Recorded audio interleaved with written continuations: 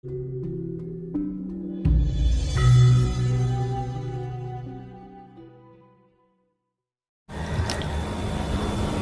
yang membaca saja, orang yang membaca kitab suci hanya sampai pada tenggorokannya, tidak sampai kepada hatinya. Sedangkan kitab suci manapun itu menyampaikan, menuliskan firman-firman itu tidak hanya ada arti, tidak hanya ada terjemahan saja, tapi ada maknanya. Sedangkan satu ayat disampaikan itu, kalau di Muslim ada asbabul nuzulnya, ada nahwu sorofnya. Begitu. Nah, ketika saya berkata bahwa Dajjal sudah muncul, sudah keluar, saya memahami Dajjal tersebut adalah sebuah sifat.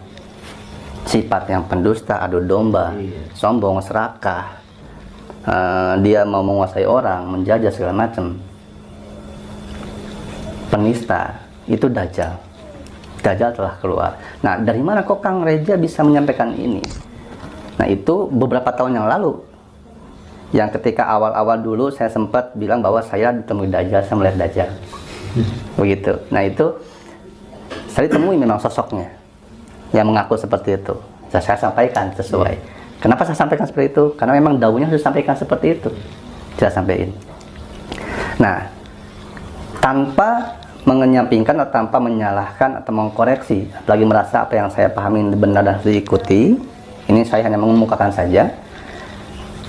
Bagi saya, Dajjal memang sudah keluar. Sudah keluar. Kalau kita hanya melihat kepada cerita yang disampaikan tentang makhluknya, tentang sosoknya, yang digambarkan di dalam literatur apapun, maka kita akan hanya pada angan-angan. Orang-orang dulu, sebelum kita lahir, sesepuh-sepuh, itu semua mengkaji semua. Banyak yang mengartikan, 2012 kiamat, tapi Dajjal nggak ada, mana nggak muncul semua.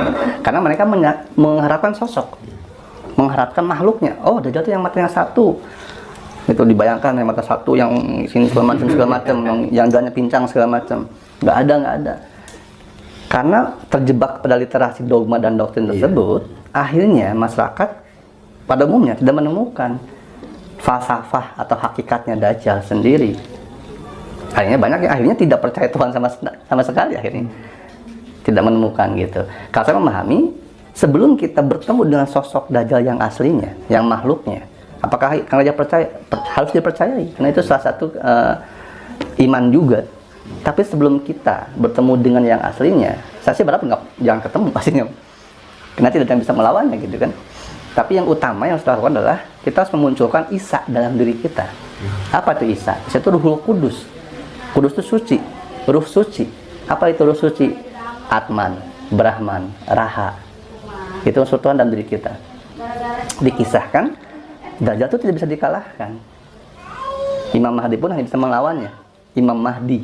Imam itu memimpin, pemimpin. Mahdi itu bijaksana. Jadi sifat kita yang pendengki, pendendam, penghina, pengadu domba, serakah, itu hanya bisa dikalahkan dengan sifat bijaksana. Mahdi, kebijaksanaan, legowo, tepo seliro, gitu di situ. Tapi Mahdi ini tidak bisa membunuh Dajjal. Yang bisa membunuhnya adalah Isa.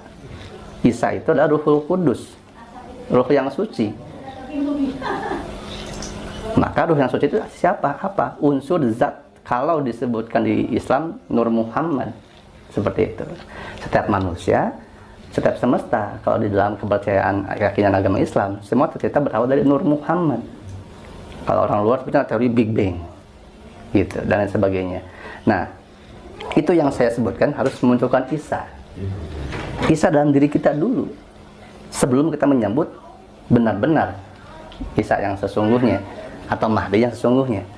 Karena kalau kita sebut Imam Mahdi, itu kan gelar pemimpin yang bijaksana.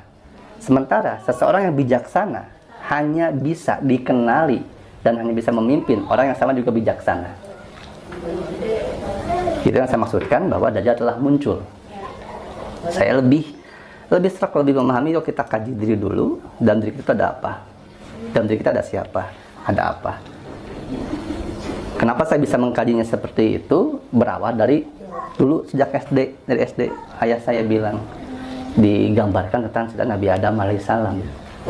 Nabi Adam, setan membangkang segala macam gitu. Mungkin kalau tanya pertanyaan itu saya jawabnya sekian dulu aja. Itu. Di dalam perspektif Jawa ya, atau mungkin perspektif Sunda barangkali, Sunda Wiwitan dan lain sebagainya, kita kenal yang namanya titisan gitu. Nah, ketika kemudian leluhur itu manitis, lahir kembali di bumi, tugas dari manusia-manusia yang titisan itu tadi kira-kira apa, Kang? Ini ya satu nuwun. Wah, ini pertanyaan-pertanyaan juga seperti merangkum ya. Merangkum pertanyaan dari konten-konten yang saya sampaikan. Yang belum pernah saya jawab, subscriber yang banyak nanya. Ya, enggak apa-apa, mungkin memang waktunya saya jawab ini. Tapi sebelum saya jawab, sekali lagi pengapunten, amit, kalaupun ada yang saya sampaikan tidak sepaham, tidak sejalan, dan apa yang saya sampaikan juga ini tidak harus dipercayai, tidak harus dijalani. Gitu, ya anggap aja seperti nonton film di bioskop, gitu ya. Jadi keluar dari bioskop ya udah kembali ke alam masing-masing, ke masing-masing. Yang pertama adalah ketika kita bicara Jawa Sunda, sejatinya podo ae, Mas. Jawa ya Sunda, Sunda ya Jawa, gitu.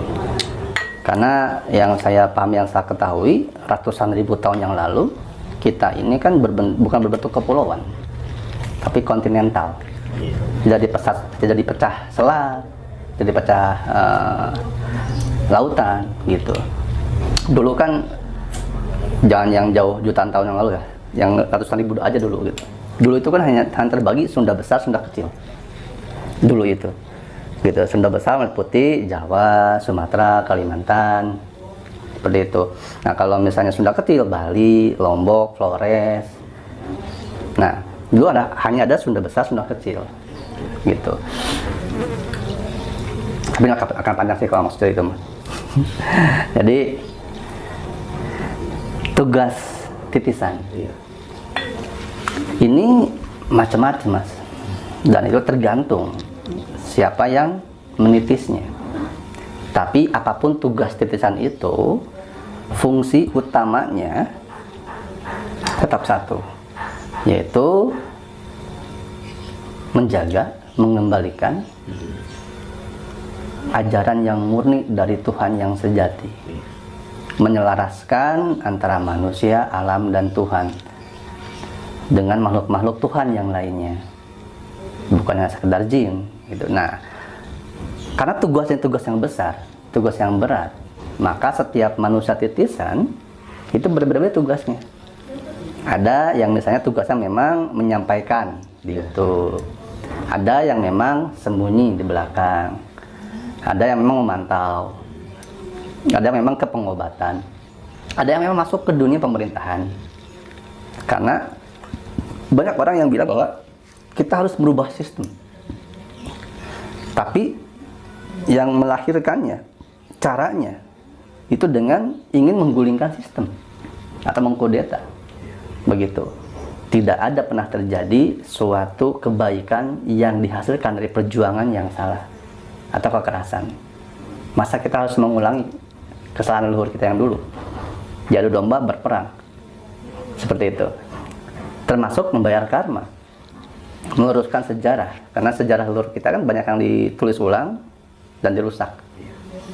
Jadi ada juga yang bertugas untuk meluruskan sejarah, gitu, menyampaikan. Ada juga yang bertugas untuk mengobati, menyembuhkan, menjaga alam juga ada. Loh, kok Kang manusia bisa menjaga alam? Kan itu manusia. Iya, manusia. Tapi jangan lupa di dalam manusia itu kan ada unsur Tuhan. Ketika manusia sudah manunggaling kaula Gusti, sudah menyatu dirinya dengan Tuhan yang sejati, maka dia jadi perantara Tuhan untuk menjaga. Karena dia adalah pemimpin kan. Nah, semua manusia titisan ini harus saling bekerja sama sesuai fungsinya. Yang ada di keagamaan seperti apa, di keresian, di pemerintahan, itu harus bersama. Sekarang juga sudah ada orang yang titisan yang sudah masuk ke pemerintahan. Dia memahami bahwa harus masuk ke pemerintahan. Karena kalau dirubah secara terang-terangan kasar dengan perang, itu bagi pemahaman si manusia titisan ini, itu akan malah mengulangi kesalahan yang lalu. Gitu, karena hanya dengan cinta akan terjadi. Gitu. Kalau kebencian lawan kebencian, ya kerusakan.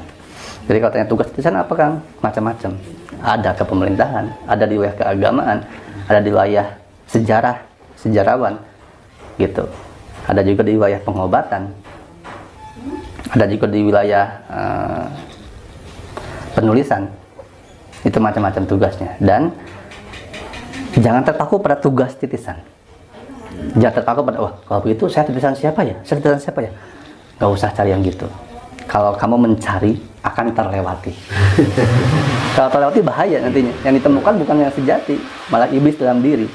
Sehingga banyak orang yang mengaku-ngaku, saya ini, saya itu, saya ini. Tapi perbuatannya tidak sesuai. Gitu. Tugas utama kita yang sebenarnya mas hidup aja. Kita cukup hidup aja. Hidup yang benar, hidup yang baik, hidup yang selaras. Tugas yang sejati itu. Mungkin itu yang bisa saya sampaikan untuk pertanyaan. Apakah semua leluhur yang sudah meninggal itu akan bisa menitis kembali? Itu tergantung. Ada yang memang memutuskan untuk menitis, ada yang tidak. Kalau di Sunda ada disebut ada Mandala Wangi, ada Mandala Hyang. Mandala Hyang ini tempat di mana orang-orang yang tilem, moksa, ngahyang. Gitu. Di Mandala Wangi ini ada tempat di mana sebelum sebutlah seseorang ini ke surga loka, tidak ada di Mandala Wangi. Nah, yang di Mandala Wangi ini pemahaman saya dan belum tentu benar. Semua manusia leluhur yang menitis itu atas kehendak yang Maha Kuasa juga. Ada yang memang ditunjuk oleh yang Maha Kuasa untuk menitis kembali. Ada juga yang dia mengajukan diri. Seperti contoh yang mohon maaf mungkin ini juga harus saya sampaikan. Ya udah gitu. Jadi banyak yang memahami soal Ibu Ratu. Ibu Ratu Kidul. Saya pernah membahasnya, ini salah satu konten yang paling kontroversial juga. Karena setiap konten saya berbeda-beda membahas Ibu Ratunya. Gitu. Karena memang setiap era beda. Ada salah satu Ibu Ratu Kidul yang dikenali di berbagai macam peradaban. Di Buddha, Dewi Kuan Yin. Gitu. Jadi kita Ibu Ratu. Nah, itu aja dulu yang saya sampaikan. Tapi beliau ini adalah Dewi Welas Asih yang sejatinya oleh Yang Maha Kuasa itu sudah mau dimasukkan ke Mandala Hyang, sudah masuk ke surga. Tapi beliau ketika akan masuk, dahulu cerita yang saya ketahui, ketika akan masuk, beliau masih melihat di bumi itu banyak kesengsaraan, masih banyak kepedihan. Maka ketika akan masuk ke pintu sana, dia meminta, saya akan masuk dulu surga loka sebelum kepedihan, kesedihan berakhir di muka bumi. Maka dia turun lagi. Nah, Yang Maha Kuasa mengizinkan. Itu salah satu contoh yang dia bisa minta, gitu. Nah, kalau yang apakah semua leluhur menitis, itu tergantung tadi. Ada yang menitis, dan diingat, yang menitis itu bukannya leluhur suci, yang baik-baik saja, gitu. Kalau di Sunda disebutnya Ruhul Muqaddasah di Islam, gitu.